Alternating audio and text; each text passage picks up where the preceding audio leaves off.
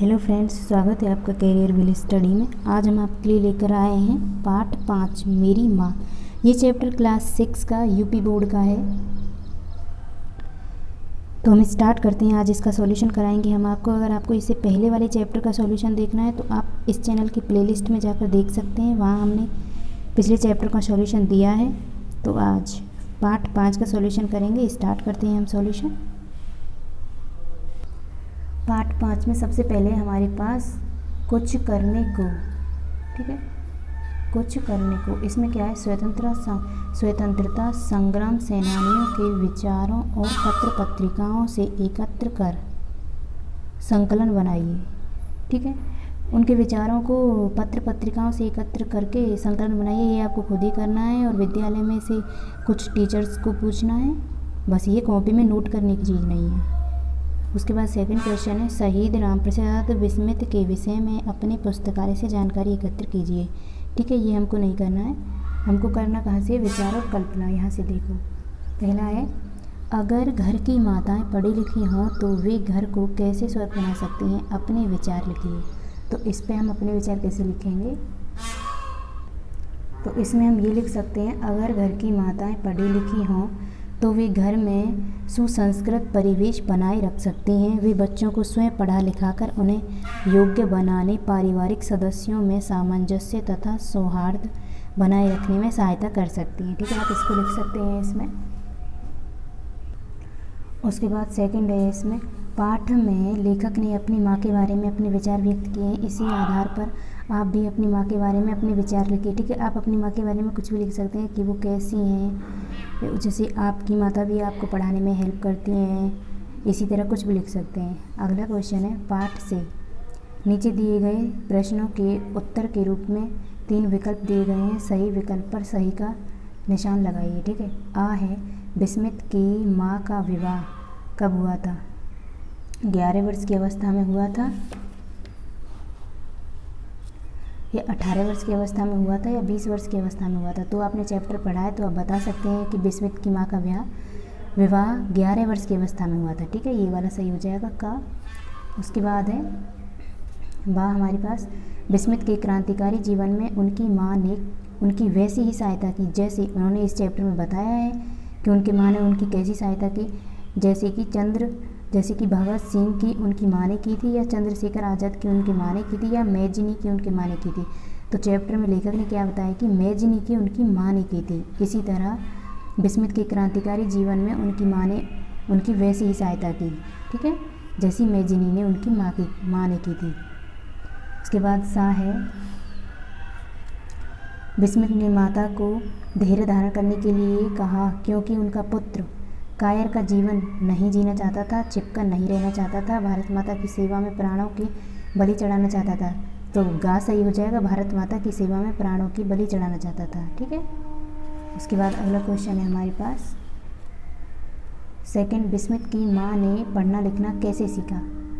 कैसे सीखा बिस्मित की माँ ने पढ़ना लिखना? तो ये कैसे बताएंगे हम? बिस्मित की माँ ने घर पर ही सहेलियों की मदद से पढ़ना लिखना सीखा। इस चैप्टर में बताया है कि बिस्मित की माँ ने घर पर ही सहेलियों की मदद से पढ़ना लिखना सीखा था। अगला क्वेश्चन है हमारे पास, थर्ड, रामप्रसाद बिस्मित ने कहा था, इस संसार में मेरी किसी भी भोग विलास तथा ऐश्वर्य की इच्छा नहीं है, केवल एक तृष्णा है। वह तृष्णा क्या थी? लिखिए। ठीक है, क्या तृष्णा बताई थी उन्होंने? क्या तृष्णा बताई थी उन्होंने? अमर शहीद रामप्रसाद बिस्मित की तृष्णा थी कि एक बार श्रद्धापूर्वक माँ के चरणों की सेवा कर अपने जीवन को सफल बना लेता। यही तृष्णा बताई थी। उसके बाद फोर्थ क्वेश्चन है हमारे पास, इस पाठ की किन किन बातों ने आपको प्रभावित किया और क्यों? तो इसमें आप बता सकते हैं आपको कौन कौन सी बात अच्छी लगी है इस पाठ की। इस पाठ में रामप्रसाद बिस्मित को अपनी माँ के प्रति और भारत के प्रति जो आदर और श्रद्धा भक्ति व्यक्त की है वह अनुकरणीय है। बिस्मित के इन्हीं गुणों ने मुझे बहुत प्रभावित किया क्योंकि ये गुण सब में नहीं पाए जाते। ठीक है, इसी तरह लिख देंगे चौथे का आंसर।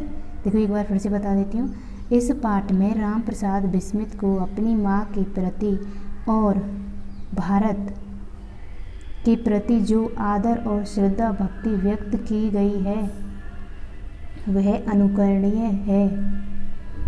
विस्मित के इन्हीं गुणों ने मुझे बहुत प्रभावित किया, क्योंकि ये गुण सब में नहीं पाए जाते। ठीक है, इसे हम लिख सकते हैं आंसर में। अगला है हमारे पास भाषा की बात।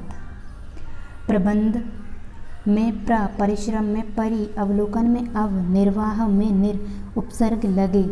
इन्हीं उपसर्गों की सहायता से तीन तीन नए शब्द बनाइए। ठीक है, इन्हीं उपसर्गों की सहायता से हमें तीन नए शब्द बनाने हैं। तीन तीन हर किसी के, प्रा के तीन, परि के तीन, अव के तीन और निर के तीन। ठीक है, तो मैंने बनाकर तैयार कर दिए हैं। प्रा के तीन कौन से हैं? एक है प्रवेश, एक प्रयोजन, एक है प्रमुख। परि के तीन कौन कौन से हैं? परिणाम, परिवेश और परिक्रमा। अव के तीन कौन कौन से हैं? अवशेष, अवमानना, अवगुण। निर के तीन कौन कौन से हैं? निर्जन, निर्झर, निर्जीव। ठीक है, उसके बाद अगला क्वेश्चन है, उसमें क्या कहा है? अवर्णनीय में ये और धार्मिक में एक प्रत्यय है। वो तो उपसर्ग की बात थी, ये प्रत्यय की बात है। इन प्रत्ययों की सहायता से चार चार नए शब्द बनाइए। उसमें तीन बनाए थे, उपसर्ग से मिला के, इसमें प्रत्यय से मिला के चार बनाने हैं। तो ये कैसे करेंगे? सेकंड वाला क्वेश्चन। ठीक है, देखो ये में कौन कौन से चार बन जाएंगे? अकथनीय, अकथनीय बन जाएगा प्रत्यय, ये आ रहा है ना पीछे। असहनीय, दर्शनीय, अतुलनीय। ठीक है, ये के ये चार हो गए, अकथनीय, असहनीय, दर्शनीय, अतुलनीय। और एक के सामाजिक, मासिक, दैनिक, वार्षिक, ये चार हो गए। उसके बाद थर्ड क्वेश्चन में क्या है? निम्नलिखित शब्दों का संधि विच्छेद कीजिए। परमात्मा, प्रत्येक, भोजनादि, सदैव, इनके करने संधि विच्छेद हमें। तो इनके संधि विच्छेद कैसे करेंगे? जैसे परमात्मा का क्या हो जाएगा संधि विच्छेद? परम प्लस आत्मा। भोजनादि का भोजन प्लस आदि। इस तरह प्रत्येक का प्रति प्लस एक, और सदैव का सदा प्लस एव। ठीक है, इस तरह हो जाएंगे संधि विच्छेद। उसके बाद फोर्थ क्वेश्चन में क्या है? संज्ञा या सर्वनाम के जिस रूप से वाक्य के अन्य शब्दों के साथ उनका संबंध सूचित है उसे कारक कहते हैं। कारकों के बोध के लिए संज्ञा या सर्वनाम के आगे जो चिन्ह लगाए जाते हैं उन्हें व्याकरण में विभक्तियाँ कहते हैं। इन्हें परसर्ग भी कहते हैं। हिंदी कारक की विभक्तियों के चिन्ह इस प्रकार हैं। ने, को, से के द्वारा, के लिए, से अलग होने के अर्थ में, का, के, रा, रे, री, में, पर, अब, आप कोष्टक में दिए गए कारक चिन्ह की सहायता से रिक्त स्थानों की पूर्ति कीजिए। ठीक है, कैसे करेंगे हम? का दे रखा है शाहजहाँपुर आने एक खालिस्तान, थोड़े दिनों के बाद दादाजी खालिस्तान अपनी छोटी बहन खालिस्तान बुला लिया। तो यहाँ पे क्या आएगा? इसमें आ जाएगा कि शाहजहाँपुर आने के थोड़े दिनों बाद दादाजी। ठीक है, दादाजी, ये कैसे नहीं है, ये यहाँ पे ने है, ने, तो यहाँ पे हम ने कर लेंगे। दादाजी ने अपनी छोटी बहन को बुला लिया। ठीक है, हो गया पहला। अब दूसरा क्या है?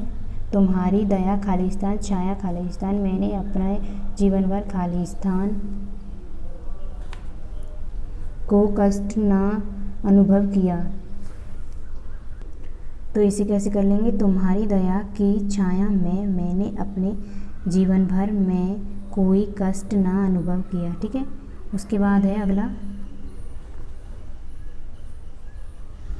तुम्हारी दया खालिस्तान ही में देश सेवा में संलग्न हो सका। इसमें आ जाएगा से। तुम्हारी दया से ही मैं देश सेवा में संलग्न हो सका। उसके बाद है अगला, आप खालिस्तान आदेश खालिस्तान पूर्ति करने खालिस्तान मुझे अपनी प्रतिज्ञा भंग करनी पड़ी। तो इसमें क्या करेंगे? आपके आदेश की पूर्ति करने के बाद क्या आएगा? करने के लिए मुझे अपनी प्रतिज्ञा भंग करनी पड़ी।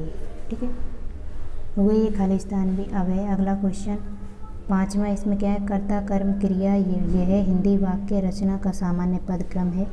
जैसे राम ने पुस्तक पढ़ी, कभी कभी यह सामान्य पदक्रम बदल दिया जाता है जो सही नहीं है। जैसे देखो, राम ने पुस्तक पढ़ी, इसे कैसे लिख सकते हैं उल्टी सीधे वर्डों में, राम पुस्तक राम ने पढ़ी, पढ़ी राम ने पुस्तक, राम ने पढ़ी पुस्तक।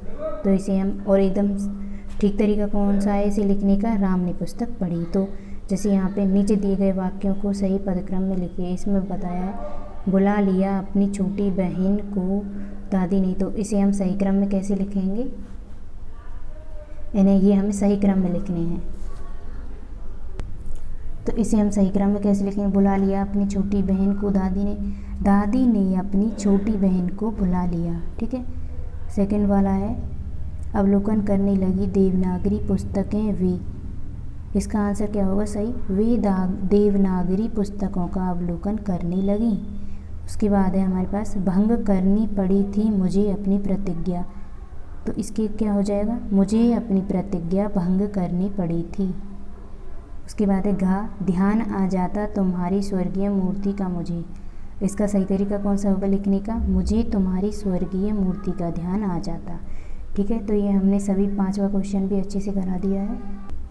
अगला है हमारे पास 6वां क्वेश्चन, 11 वर्ष की उम्र में मेरे जन्म के 5 या 7 वर्ष बाद मेरी बहनों की छोटी आयु में केवल एक तृष्णा है आदि शब्दों के प्रयोग पर ध्यान दो तो पता चलेगा कि इनमें 11, 5 छोटी आयु केवल एक शब्द से संख्या या परिणाम का बोध आभास होता है। क्यों ये संख्यावाचक विशेषण हैं। इनमें 11, 5, 7 तथा 1 से निश्चित संख्या का बोध होता है, इसलिए इनको निश्चित संख्यावाचक विशेषण कहते हैं। छोटी आयु से अनिश्चित संख्या का बोध होने से इसे अनिश्चित संख्यावाचक विशेषण कहते हैं। ठीक है। अब आप नीचे लिखे वाक्यों को पढ़कर उनके विशेषण के भेदों को लिखिए। तो इसमें क्या पूछा है, काम में सभी सदस्य खा रहे हैं, तो हमें निश्चित और अनिश्चित संख्यावाची शब्दों को बताना है कि इसमें कौन सा है। देखो, निश्चित वो होता है जिसमें हमें परमानेंटली बता रखा हो कि निश्चित, जैसे कि 2 केले हैं, जैसे कि 1 दर्जन केले हैं, तो ऐसे बता रखे हो हमें 1 दर्जन, तो ये क्या हो गया निश्चित। अगर हमें नहीं बता रखा हो, ऐसे कहा हो कि कुछ केले हैं, तो वो क्या हो जाएगा अनिश्चित। जिसमें हमें पता ना हो कि कितनी चीज़ है, कितनी वस्तु है, तो उसके लिए अनिश्चित, और जिसमें हमें पता हो उसके लिए निश्चित। तो इसमें क्या है, सभी सदस्य खा रहे हैं, इसमें बता रखा है कि सभी सदस्य खा रहे हैं। सभी सदस्य यानी कि कितने सदस्य हैं हमें नहीं पता, तो ये कौन सा हो जाएगा अनिश्चित संख्यावाची। ठीक है। और इसमें खा में क्या है, कुछ लोग टहल रहे हैं, कुछ लोग, इसमें भी नहीं पता कि कितने लोग हैं, तो ये भी क्या हो जाएगा कुछ लोग का अनिश्चित संख्यावाची। इसमें मुझे 2 दर्जन केले दे दो, किलो वाला आ गया, अभी हमने थोड़ी देर पहले बताया, तो इसमें बता रखा है मुझे 2 दर्जन केले दे दो, तो इसमें बता रखा है कि 2 दर्जन, तो ये निश्चित है, इसका मतलब ये कौन सा हो जाएगा निश्चित संख्यावाची। इसमें मैंने 50 रुपये का आम खरीदा, ठीक है, तो इसमें बता रखा है 50 रुपये, यानी कि ये भी निश्चित संख्यावाची। अगर इसमें बोला जाता कि मैंने कुछ रुपयों का आम खरीदा, तो हमें पता नहीं था कि कितने रुपये हैं वो, इसलिए। ठीक है। इसमें हमें पता है कि ये 50 रुपये हैं, तो ये क्या हो जाएगा निश्चित संख्यावाची।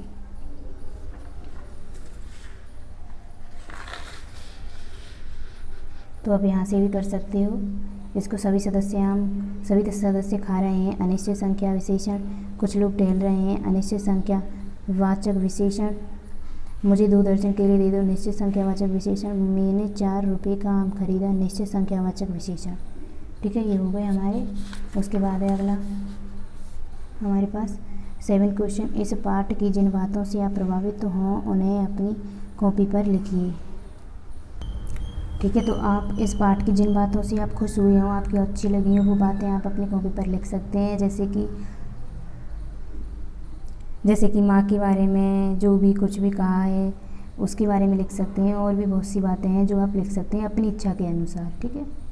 उसके बाद है अवधारणा चित्र, किसी पात्र अथवा विषय वस्तु के बारे में उसकी विशेषता, गुण, लाभ, हानि के प्रमुख बिंदुओं के आधार पर चित्रण करना। चित्र का के अनुसार खा को पूरा करें। तो इसे कैसे करेंगे, देखो काम क्या दिया है, माँ क्या क्या करती है, घर की देखभाल, बच्चों की देखभाल, समाज सेवा, भोजन की व्यवस्था, कार्य हेतु कार्य, ठीक है, माँ घर के कार्य करती है जो, तो उसके अनुसार हमें ये वाला कॉलम भरना है खा। जैसे कि पिता क्या क्या करता है, पिता क्या क्या करता है, देखो पिता नौकरी करता है, इसे लिख सकते हैं हम, नौकरी करता है पिता, परिवार की भी देखभाल भी करता है, उसके बाद समाज सेवा भी करता है पिता, और भोजन की व्यवस्था के लिए जो खर्च के पैसे होते हैं उनकी पैसों की व्यवस्था पिता करता है, और पिता को अपने भी बहुत कार्य होते हैं परिवार के जो करता है। ठीक है, इसी तरह हम दोनों कॉलम को भर लेंगे। अभी हमारा सॉल्यूशन चैप्टर 5 का कंप्लीट हो चुका है। अगर आपको हमारी वीडियो अच्छी लगी तो वीडियो को लाइक करें, और हमारे चैनल पर अगर आप नए हैं तो इसे सब्सक्राइब करें, और आपको हमारी वीडियो कैसी लगी कमेंट में ज़रूर बताएं। मिलते हैं अगली वीडियो में, तब तक के लिए नमस्कार। Thank you for watching.